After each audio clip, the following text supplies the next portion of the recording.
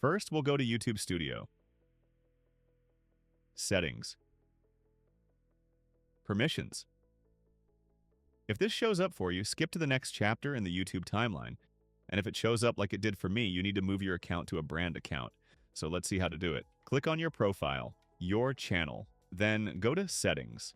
Create a new channel, and we'll create a channel for the brand account. Now click on your profile, switch account, and make sure we're on our regular channel, not the brand account. Now we'll go to Settings. Advanced Settings. Move channel to a brand account and click on Replace.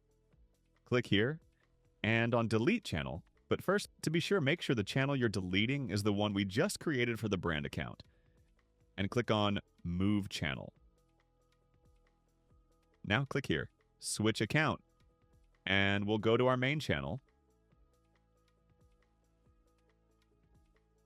Then go to YouTube Studio, Settings, Permissions, and it should now show up like this. If you see something like this, just click on Opt Out of Permissions. Now click Manage Permissions. Click Manage Permissions again.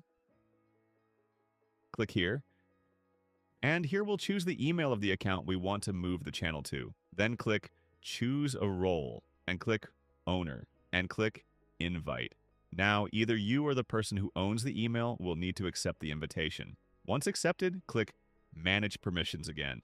But to make them the primary owner, click here, then click Primary Owner, Transfer. As you can see here, in order for that person to become the primary owner of the channel, you have to wait 7 days. After that, you'll be able to make them the main owner.